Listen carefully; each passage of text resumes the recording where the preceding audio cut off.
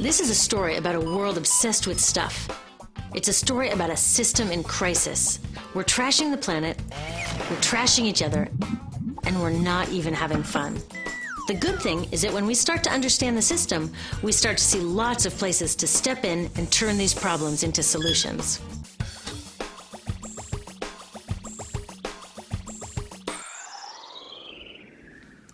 Can I tell you, I love my Pantene Pro V. Of the dozen or so personal care products that I use every day, it's the one I can't live without. Says it gives my dull hair the ultimate cool shine. How does it do that? I was wondering that while I was lathering it in my hair one day, so I read the ingredients right here. Sodium lauryl sulfate, tetrasodium EDTA, methyl isothiazolinone. What is this stuff? I took this list to some scientists who know how to read it. Turns out my Pantene contains a chemical linked to cancer. And lots of other products in my bathroom, from sunscreen to lipstick and even baby shampoo, also contain chemicals linked to cancer or other problems like learning disabilities, asthma, and even damaged sperm. Like most parents, I try to keep my family safe. But now I find out my bathroom is a minefield of toxins? What are we supposed to do? To find out the answers, we have to go back to one of the key features of our materials economy: toxics in, toxics out. If, at the factory, you pour toxic chemicals into a product, like baby shampoo, you're going to wind up with toxic baby shampoo, and toxics in workers, communities, and, babies. So let's take a closer look at this toxic outrage where it seeps into our lives every day, in the bathroom. The average woman in the U.S. uses about 12 personal care products daily. The average man about 6. Each product containing a dozen or more chemicals. Less than 20% of chemicals in cosmetics have been assessed for safety by the industry's safety panel, so we just don't know what they do to us when we use them. Would you fly on an airline that only inspects 20% of its planes? Of course, not all of these chemicals are dangerous, but we know that many are. Some are carcinogens. That means that they can cause cancer. Others are neurotoxins and reproductive toxins, proven to mess up brain development and reproduction in animals. Wait a minute, we're animals too. It's like a giant experiment. We're using all these mystery chemicals and just waiting to see what happens. One thing we do know is that they're getting inside us. I had my body's toxicity levels tested, and I'm loaded with things like mercury, flame retardants, triclosan, and lead. We all are. Even babies are being born pre-polluted. Now, I know we can't live in a lead-free world, but do we have to put lead in our lipstick? I don't know. Maybe it's my fault. Maybe I just bought the wrong thing. At the store, the choices seem endless. I can get lipstick in 49 shades, or shampoo for hair that's too dry, oily, fine, limp, or frizzy. But what about the choices that really matter? Like the choice to buy products that are safe? It turns out the important decisions don't happen when I choose to take a product off the shelf. They happen when companies and governments decide what products should go on the shelves.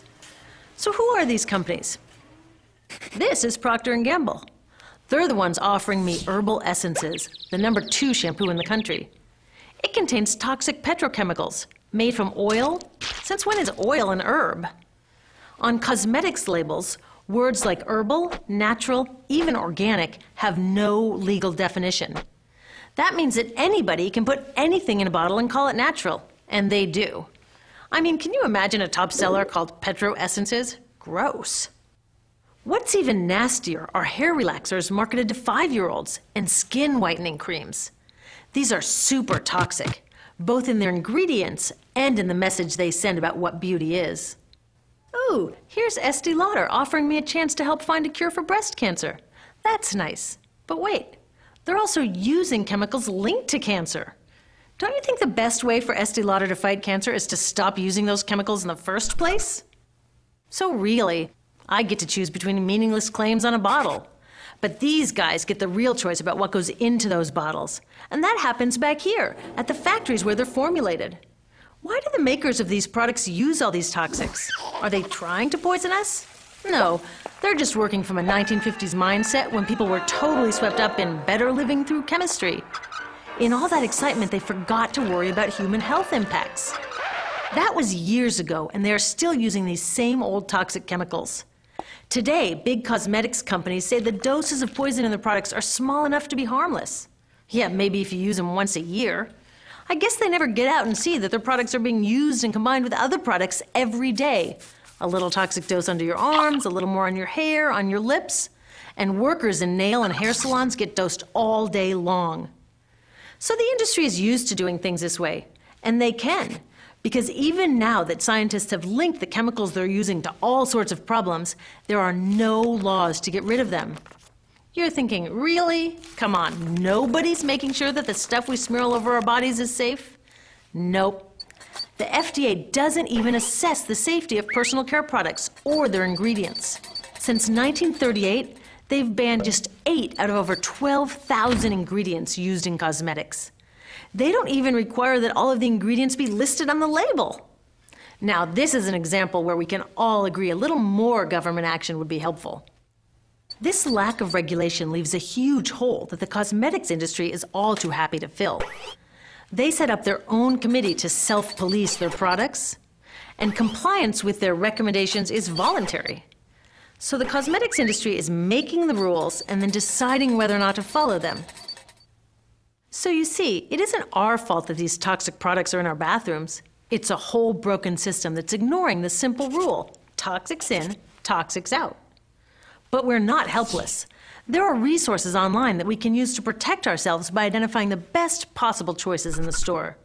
But the real action is with people working to change the system. Because if we really want to solve this problem, we got to start here with these guys. Women, parents, workers, people all over the country are demanding that Congress pass a new law, giving FDA the power to make sure that our personal care products are safe. We need common sense laws based on the precautionary principle. That means that when you're dealing with hazardous chemicals, just err on the side of caution. Let's not debate how much lead should be allowed in lipstick. Just get the toxic chemicals out of our products. Smarter laws would force companies to get past that old 50s mindset and figure out how to get us all clean and shiny without toxic chemicals. Can they? Totally. Many responsible cosmetics companies are already putting safer products on the market. Green chemists are developing substances that are designed to be safe and non-toxic in the first place. European governments have required the removal of many toxic chemicals, and companies have figured out how to comply. When cosmetics are reformulated to be safe and labeled honestly, then we can feel comfortable with the choices available at the store. We can choose bouncy hair or full hair, shiny lipstick or matte. We can even choose to feel beautiful without using 20 products. But we'll know that whatever we choose, the most important choice, the choice to be safe and healthy, has already been made.